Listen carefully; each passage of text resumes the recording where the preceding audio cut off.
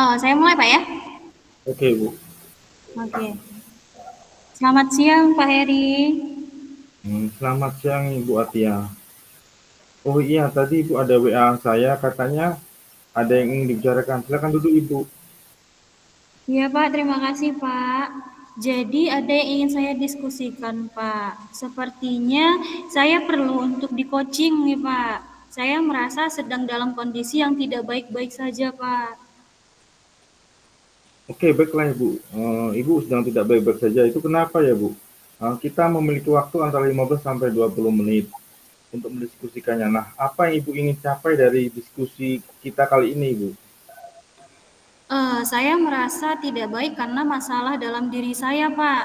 Saya ingin di diskusi ini didapatkan solusi dari permasalahan yang sedang saya hadapi, Pak. Karena permasalahan ini tuh terasa berat bagi saya, Pak. Saya merasa saya mengajarnya ini tuh dengan tidak maksimal, Pak. Lalu ada beberapa tugas yang saya itu terlambat mengumpulkan. Saya jadi merasa menjadi kurang maksimal saat mengajar dan terkadang tidak disiplin, Pak Heri. Oh gitu. Oke lah Bu. Kemudian hal apa yang membuat Ibu berpikir kalau Ibu itu mengajar tidak maksimal dan terkadang tidak disiplin dalam mengumpulkan tugas ya Bu? Jadi saya itu merasa tidak maksimal dalam mengajar dan mengerjakan tugas karena saya merasa itu tidak memiliki cukup waktu untuk menyiapkan serta menyusun kegiatan pembelajaran yang akan dilakukan.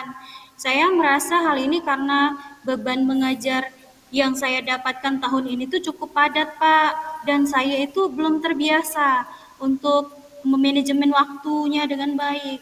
Terlebih lagi saya memiliki balita di rumah, Pak. Oh, jadi gitu ya, Bu. Ibu merasa belum bisa memanajemen waktu dengan baik, sehingga merasa bahwa mengajar dengan tidak maksimal. Dan ada beberapa tugas yang untuk dikumpulkan. Selain itu, adakah hal lain yang membuat Ibu merasa mengajar dengan tidak maksimal, Bu? Sejauh ini saya melakukan kegiatan mengajar dengan strategi yang sama, Pak. Misalnya ya, mengajarnya itu dengan media video, audio, dan presentasi. Nah, lalu saya merasa nih, anak-anak tuh kayaknya tuh mulai bosan dengan kegiatan ini. Karena kegiatannya hanya itu-itu saja, hanya di dalam kelas juga, dan tidak ada kegiatan menarik lainnya gitu, Pak. Nah, jadi sekarang Ibu mulai menyadari anak-anak sepertinya mulai merasa bosan di pelajaran Ibu. Nah, kalau kita mengerjakan tugas, bagaimana Ibu? Nah, ini juga hal yang membuat saya tuh jadi semakin bingung ya, Pak ya. Jadwal mengajar saya kan padat. Jadi permasalahannya di manajemen waktu saya sih, Pak ya. Saya tuh merasa kurang pandai untuk mendahulukan mana dulu yang lebih, apa urutannya gimana. Kadang tuh suka terlupa. Nah, jadi juga saya tuh menunda-nunda, Pak. Oke, oke. Baiklah Ibu, jadi dapat kita ketahui bersama, jadi permasalahannya ada pada kurang kemampuan dan manajemen waktu. Kalau boleh tahu Ibu, apa yang Ibu harapkan jika manajemen waktu Ibu sudah diatur dengan baik? Wah, seandainya saya sudah dapat memanajemen waktu dengan baik ya Pak ya, tentunya saya akan dapat mengajar di kelas tuh dengan maksimal. Anak-anak tuh tidak akan bosan mengikuti pelajaran saya, lalu saya dapat mengumpulkan tugas tepat waktu. Selain itu, saya juga dapat membagi waktu dengan baik untuk balita di rumah saya, Pak. Wah, akan sangat bermanfaat sekali ya Bu, jika Ibu bisa memanajemen waktu dengan baik.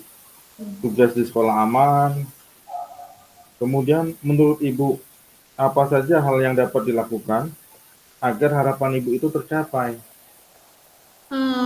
Kalau menurut saya ya Pak ya, sepertinya saya harus menyusun jadwal mingguan atau bulanan ya Pak ya. Kalau tidak salah itu istilahnya to-do list. Nah, saya bisa menyusun kegiatan apa saja yang harus saya lakukan disesuaikan dengan waktu luang atau senggang yang saya miliki, sehingga saya bisa lebih teratur melakukan berbagai kegiatan dan Wah, solusi yang bagus Ibu. Ibu akan mengatur kegiatan Ibu dengan menyusun to-do list. Nah, kalau ada kegiatan yang terlewat itu, kira-kira apa yang akan Ibu lakukan? Apa ya Pak ya? Ah iya, sepertinya nanti dalam to-do list-nya itu saya akan mengatur ada waktu cadangan ya Pak ya, yang dapat saya gunakan apabila saya melewatkan suatu kegiatan gitu Pak.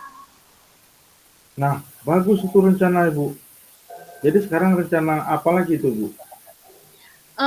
Mungkin mulai dari sekarang sih ya Pak ya, saya akan mulai menyusun to-do list-nya Pak. Saya akan membuat jadwal mingguan yang akan dilakukan 1 minggu ke depan. Lalu saya akan membuat batas waktu untuk menyelesaikan tugasnya mungkin 1 hari sebelum batas akhir mengumpulkan tugas ya Pak ya, supaya saya bisa mempersiapkannya lebih baik.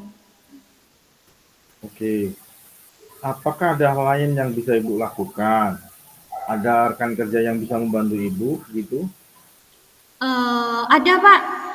Agar rencana saya itu berjalan lancar, saya harus konsisten melakukan setiap kegiatan dan tidak menunda-nunda. Lalu ada rekan-rekan guru yang dapat saya ajak diskusi untuk merencanakan kegiatan belajar yang menarik dan diskusi juga tentang tugas yang akan diselesaikan, Pak. Wah, berarti sekarang Ibu sudah punya rencana yang baik ya. Sekarang Ibu tinggal memulainya saja. Kira-kira nih, kapan Ibu akan memulainya? Wah, kalau ditanya begitu tentu saja secepatnya ya, Pak ya. Langsung nih mau segera saya mulai agar bisa langsung dijalankan, Pak. Wah, bagus tuh Bu. Supaya kita tahu dalam waktu dekat sudah ada perubahan. Bagaimana Bu? 1 minggu ke depan sepertinya saya mau di-coaching lagi, Pak, tentang perkembangannya. Boleh kan, Pak? Oh, tentu boleh Bu, dengan senang hati ya kan. Wah, akhirnya saya sudah mendapatkan solusi dari masalah saya ya, Pak ya. Terima kasih, Pak, sudah meluangkan waktu untuk mendengarkan keluh kesah saya, Pak. Sama-sama Ibu.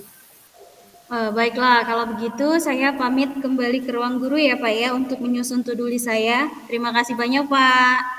Oke, baik Bu. Silakan dan semangat ya. Makasih, Saya Pak. tunggu ya.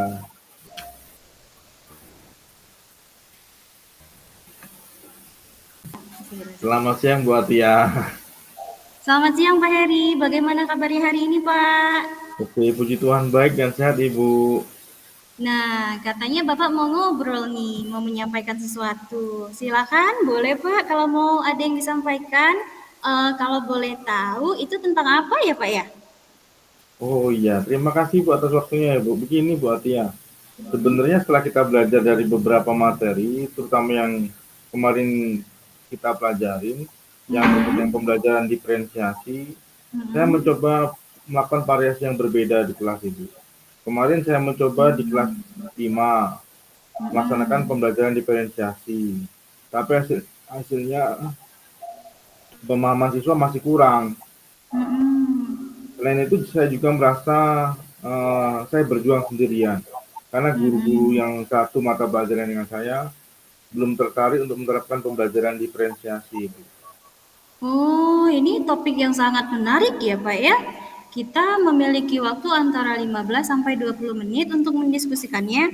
Nah, apa yang Bapak ingin capai dari diskusi kita kali ini, Pak? Eh, saya ingin mendapatkan solusi bagaimana caranya supaya bisa meningkatkan pemahaman siswa terkait dengan materi pelajaran yang dilaksanakan dengan diferensiasi, Bu, atau pembelajaran berpihak pada siswa. Kemudian saya juga ingin agar partisipasi siswa meningkat dan kedua rekan sesama mapel saya mau berkolaborasi dengan saya sehingga pembelajaran itu bisa diterapkan di setiap kelas itu. Oh, begitu ya, Pak ya. Hebat sekali Bapak ini. Sudah mulai menerapkan pembelajaran berdiferensiasi dengan berbagai variasi berbeda ya, Pak ya.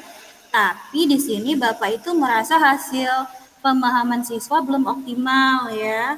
Nah, kemudian ini Pak, apa yang menjadi permasalahan Bapak dalam pembelajaran itu sebetulnya?